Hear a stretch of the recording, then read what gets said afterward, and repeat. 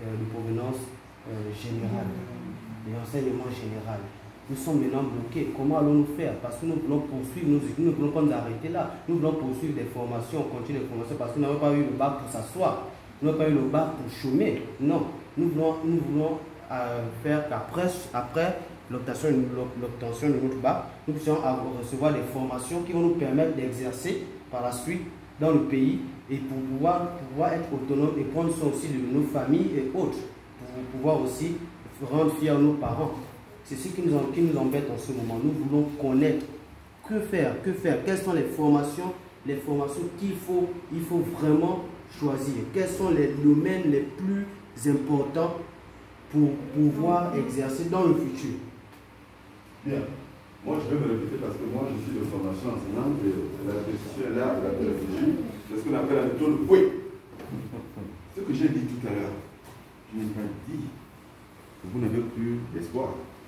Même Bachelier est un diplômé de l'université parce que le bac est le premier diplôme qu'il nous fait. Mais il ne se perd pas. Quand on est déjà dans l'enseignement supérieur, on est dans la recherche, on trouve. Vous êtes l'espoir. Je n'ai pas dit ici que l'enseignement technique et professionnel était fermé à ceux qui ont le bac général. La preuve, ceux qui vont à ITO, est-ce que c'est seulement ceux qui viennent de l'enseignement technique et professionnel? C'est un exemple, ITO.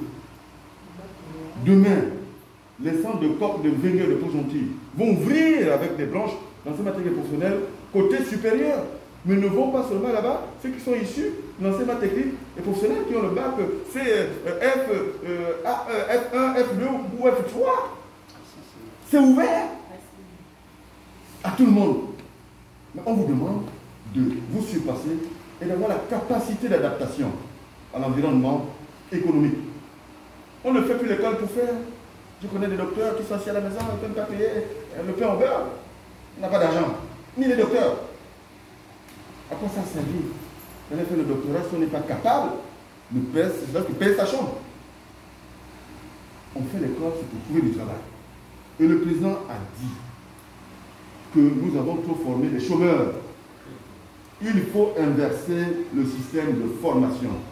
Vous avez le bac A1, vous avez le bac B, vous avez le bac A2, vous avez le bac A3, vous avez le bac D, vous avez le bac C, vous avez le bac E. Vous connaissez toutes les lettres que vous voulez. Mais qui vous dit, l'avenir c'est dans l'enseignement technique et professionnel. Vous allez vous lever pour aller faire docteur en philosophie, quand vous êtes pour travailler où? Oh, j'ai un master en philosophie, je vais aller travailler comme vous. Mais comme nous ne vous employera jamais. C'est ce qu'on vous dit. Les rêves, c'est bien. Moi j'en ai eu, chacun nous a les rêves. Bon, je reconnais que le monde avait commencé par les rêves, parce que si oui, il n'avait pas rêvé. Je ne serais pas devenu pharaon. Mais entre le rêve et la réalité, il y a deux choses différentes. Et je vous ai dit que la réalité aujourd'hui, c'est que notre économie est aux mains des expatriés, notamment le secteur informel, le secteur de l'entrepreneuriat. C'est à nous de prendre en main notre économie en allant nous former dans les domaines dans lesquels on a besoin de nous. D'accord? Est-ce que c'est clair pour tout le monde? Je n'ai pas dit que vous qui avez les bacs littéraires, vous ne pouvez plus faire l'enseignement technique. Si on ouvre un BTS à Paul Pouya, dans un domaine novateur, qui demande tous les bacs, vous allez rester ici à l'épreuve? Mais ne pas être au village à côté de papa et maman. C'est même mieux. Vous êtes bien là-bas? Faites l'enseignement supérieur à la maison. À la maison. Le rapprochement école-famille. Vraiment, c'est le mieux. Le week-end pour accompagner papa et maman à la plantation. Boursier. Voilà la pêche. Voilà la chasse.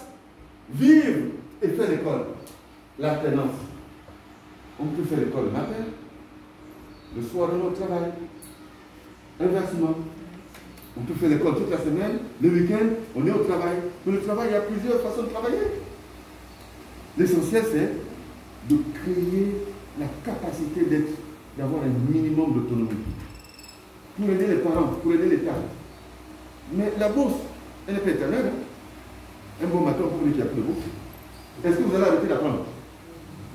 C'est pour vous dire qu'au Cameroun, il n'y a plus de bourse.